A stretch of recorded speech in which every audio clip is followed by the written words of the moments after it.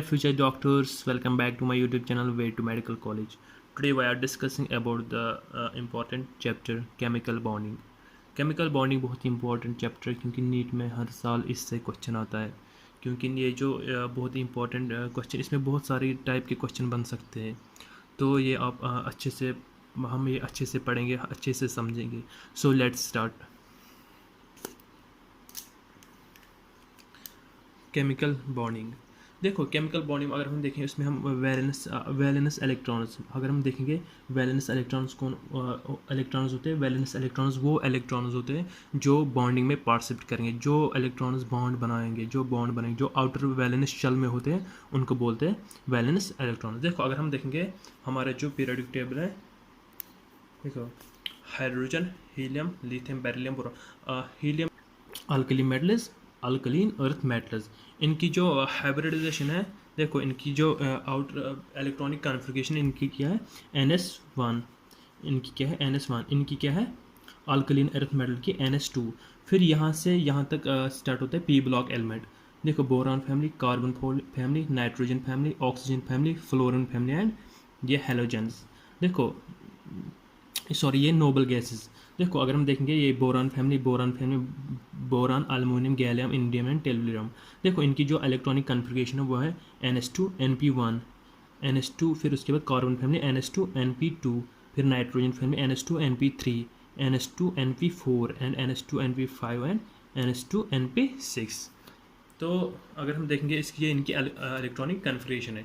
उसके बाद अगर हम देखें बॉन्ड्स के बारे में बात करेंगे, देखो हमारे पास होते हैं टू टाइप्स के बॉन्ड्स, या तो स्ट्रॉन्ग बॉन्ड्स या तो वीक बॉन्ड्स। अगर हम देखेंगे स्ट्रॉन्ग बॉन्ड्स में सबसे स्ट्रॉन्गेस्ट बॉन्ड कौन है? Ionic bond. ये जो आयनिक बॉन्ड होता है वो सबसे स्ट्रॉन्गेस्ट बॉन्ड होता है। उसके बाद बात करेंगे कोवलेंट बॉन्ड। ये तीन जो है ये स्ट्रॉन्ग बॉन्ड में आते हैं, आयोनिक बॉन्ड, कोवलेंट बॉन्ड या coordinate bond and metallic bond.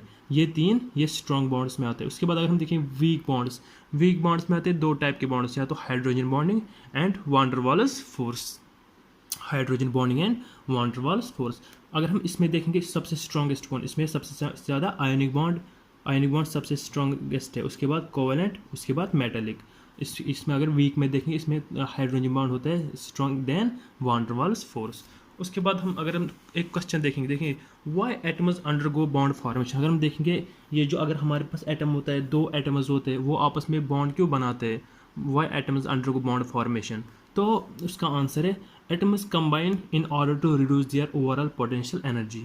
दो एटम्स आपस में मिल जाते हैं क्योंकि वो कम करें पोटेंशियल एनर्जी, और जिसकी पोटेंशियल एनर्जी कम होगी वो ज़्यादा स्टेबल होगा, यानी वो ओवरऑल स्टेबिलिटी के लिए बॉन्ड बनाते हैं।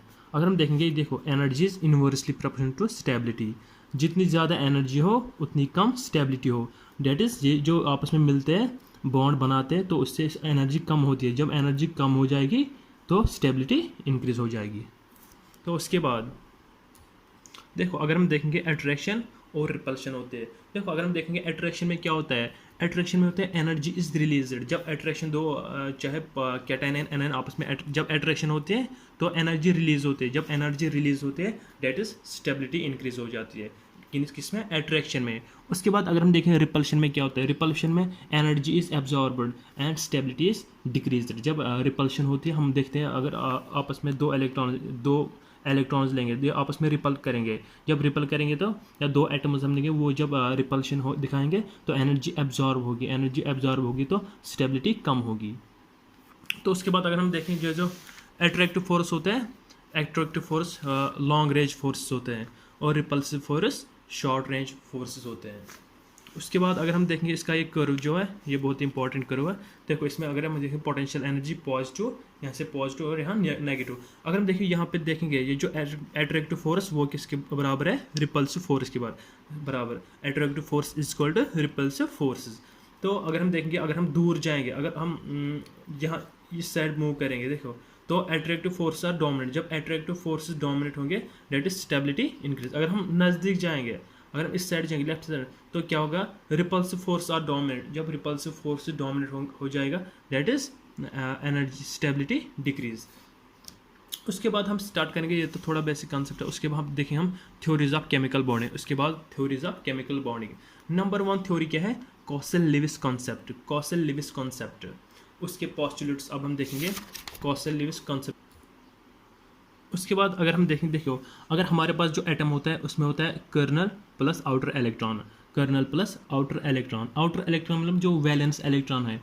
अगर हमारे पास फॉर एग्जाम्पल यहाँ पे कोई atom, for example sodium atom, उसके ये शेल है 1 2 3 फॉर एग्जाम्पल। ये अगर यहाँ पे एक इलेक्ट्रॉन, इसमें एक इलेक्ट्रॉन, इसको बोलते हैं वैलेंस इलेक्ट्रॉन। बाकी जो इसमें इलेक्ट्रॉन होंगे, इसमें इलेक्ट्रॉन होंगे या अंदर वाले सब में शेल में इलेक्ट्रॉन होंगे प्लस ये पॉजिटिव, इस वाले को बोलते हैं जो आउटर, इसको बोलते हैं वैलेंस इलेक्ट्रॉन या आउटर इलेक्ट्रॉन। ये जो बाकी अंदर बचा उसको बोलते हैं कर्नल। देखो एटम के पास होता है कर्नल प्लस आउटर इलेक्ट्रॉन।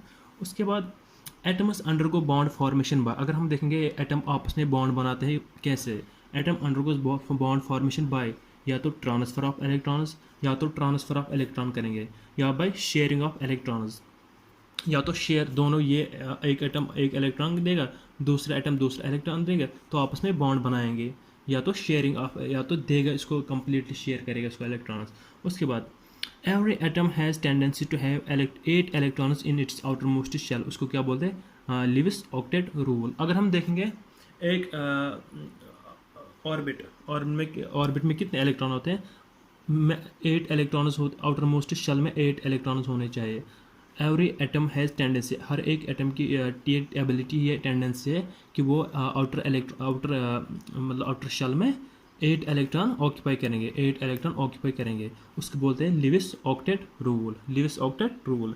ये क्या पढ़ रहे हैं हम, लिविस कॉसल कंसेप्ट, ये first theory of chemical bonding पढ़ रहे हैं हम। उसके बाद फोर्थ पॉइंट क्या है, हाइड्रोजन कंप्लीट्स इट्स डुप्लेट्स, क्योंकि डुप्लेट्स हाइड्रोजन में 2 ही इलेक्ट्रॉन होते हैं। H2 में कितने इलेक्ट्रॉन होते हैं, 2 इलेक्ट्रॉन, 2, डेट इज़ ये अपना डुप्लेट कंप्लीट करता है। इसमें 8 इलेक्ट्रॉन्स तो नहीं आएंगे, ये ऑक्टेट रूल नहीं दिखाएगा, ये सिर्फ अपना डुप्लेट कंप्लीट करेगा। उसके बाद अगर हम देखेंगे ये जो लिविस कॉसल कंसेप्ट, इसके लिमिटेशन अब देखेंगे, ये थ्योरी क्यों मतलब फिर रिजेक्ट हो गई, देखो क्यों। It could not explain hypervalent species.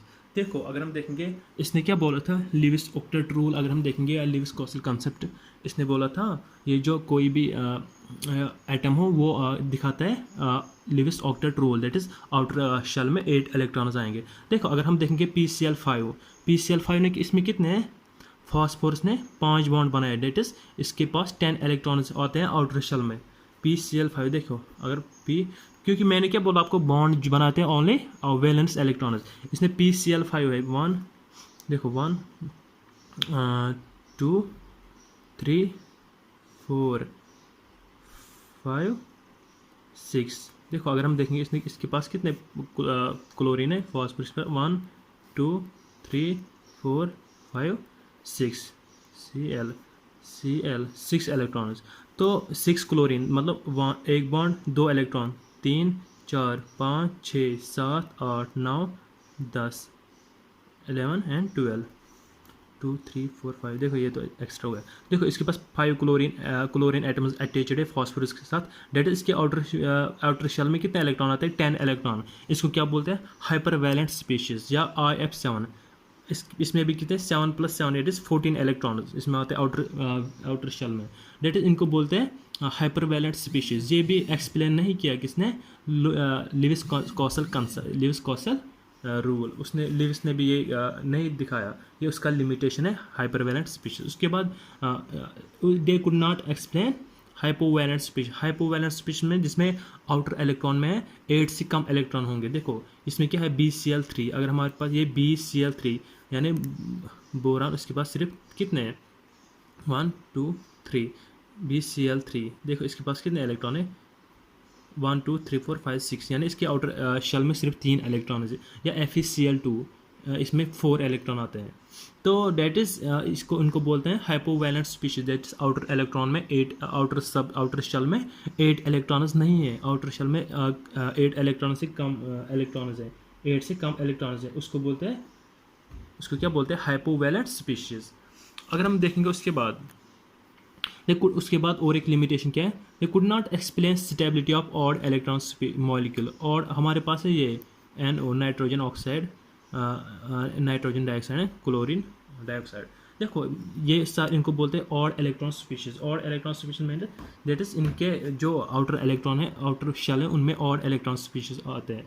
देखो देखो कैसे, अगर हम देखेंगे नाइट्रोजन है, ऑक्सीजन, इनमें दोनों में अगर हम इलेक्ट्रॉन की बात करेंगे, देखो कितने इलेक्ट्रॉन, नाइट्रोजन में कितने इलेक्ट्रॉन है, नाइट्रोजन में है 7 इलेक्ट्रॉन, ऑक्सीजन में कितने हैं, ऑक्सीजन में कितने 8 इलेक्ट्रॉन है, 7 + 8 कितने हुए 15 इलेक्ट्रॉन। डेट इज इस मॉलिक्यूल में 15 इलेक्ट्रॉन आए, इसको बोलते हैं odd electron molecule.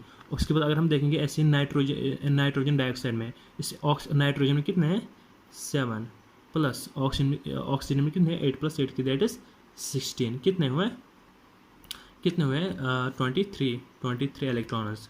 Date is ये भी ऑड इलेक्ट्रॉन स्पीशीज है। डेट इज इसकी स्टेबिलिटी भी लिविस ने नहीं दिखाई।